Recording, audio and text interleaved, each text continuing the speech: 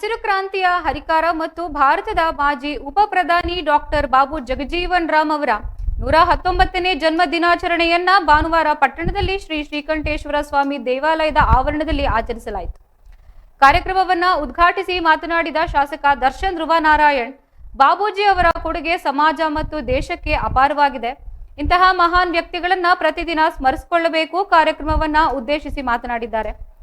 ಬಾಬು ಜಗಜೀವನ್ ರಾಮ್ ಅವರು 40 ವರ್ಷಗಳ ಕಾಲ ರಾಜಕೀಯದಲ್ಲಿ ಸಕ್ರಿಯರಾಗಿದ್ದರು ಮತ್ತು ಕೃಷಿ ಮಂತ್ರಿಯಾಗಿದ್ದಾಗ ದೇಶದಲ್ಲಿ ದೊಡ್ಡ ಬದಲಾವಣೆಗಳನ್ನು ತಂದಿದ್ದಾರೆ.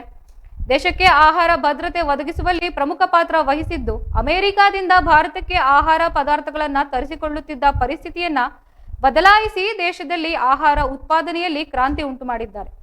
ರಕ್ಷಣಾ ಮಂತ್ರಿಯಾಗಿ ಬಾಂಗ್ಲಾದೇಶದ ಸೃಷ್ಟಿಗೆ ಅವರು ನೀಡಿದ ಕೊಡುಗೆಯನ್ನ ಸಹ ಶ್ಲಾಘಿಸಿದ್ದು, ಜಯಂತಿಯನ್ನ ಕೇವಲ ಒಂದು ದಿನಕ್ಕೆ ಸೀಮಿತಗೊಳಿಸದೆ ನಿರಂತರವಾಗಿ ಆಚರಿಸಬೇಕು. ಸಮಾಜದ ಬಂಧುಗಳು ಮತ್ತು ಮಕ್ಕಳಿಗೆ ಉತ್ತಮ ಶಿಕ್ಷಣ ಕೊಡಿಸುವತ್ತ ಗಮನ ಹರಿಸಬೇಕು ಎಂದು ಶಾಸಕರು ಕರೆ ನೀಡಿದ್ದಾರೆ.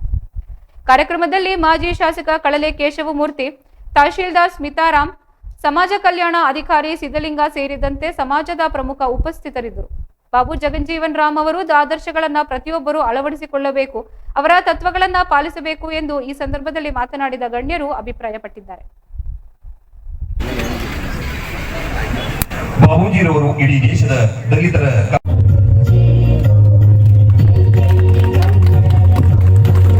ಏನು ವಿದ್ಯೆ ಆಗತ್ತೆ ಅಂತ ಏನ್ ಹೇಳ್ತೀವಿ, ಅವತ್ತಿನ ಕಾಲದಲ್ಲಿ ತುಂಬಾ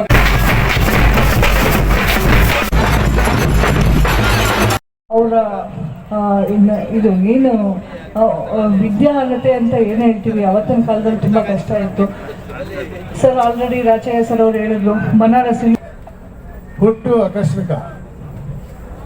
ಯಾವ ವ್ಯಕ್ತಿನೂ ಕೂಡ ನಾನು ಶ್ರೀಮಂತನ ಹುಟ್ಟಬೇಕು ಅಂತಾನೆ ಆಗಲಿ, ಅಥವಾ ರಾಜಕಾರಣಿ ಹುಟ್ಟಬೇಕು ಅಂತಾನೆ ಆಗಲಿ, ಅಥವಾ ಅಧಿಕಾರಿ ವಂಶ ಹುಟ್ಟಬೇಕಾಗಲಿ ಯಾರು ಅರ್ಜಿ ಹಾಕೊಂಡು ಹುಟ್ಟೋದಿಲ್ಲ.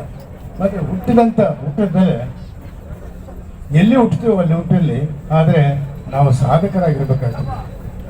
ನೀವು ಸಾಧಕರಾಗಿರ್ಬೇಕಾದ್ರೆ ಅದಕ್ಕೆ ಶ್ರಮ, ಪರಿಶ್ರಮ, ಶಿಸ್ತು ಬಹಳ ಮುಖ್ಯ. ಶ್ರಮ, ಪರಿಶ್ರಮ, ಶಿಸ್ತು ಮತ್ತು ನಮ್ಮ ಪ್ರತಿಯೊಂದು ಒಳ್ಳೆಯದ್ಯಾವುದು ಕೆಟ್ಟದ್ದು ವಿವೇಚನೆ ಮಾಡಿಕೊಂಡು ಒಳ್ಳೆಯ ನೀತಿಗಳಿಂದ ಒಳ್ಳೆಯ ಗುಣಗಳು ಇಟ್ಕೊಂಡು ನಾವು ಪ್ರಯತ್ನ ಮಾಡಿದ್ರೆ ಏನು ಬೇಕಾದರೂ ನಾವು ಸಾಧನೆ ಮಾಡಬೇಕು ಅನ್ನೋದಕ್ಕೆ ಕಾರಣ ಇಷ್ಟೇ. ಪುಷ್ಪಾರ್ಚನೆ ಕಾರ್ಯಕ್ರಮ ನೆರವೇರ್ತಾ ಇದೆ.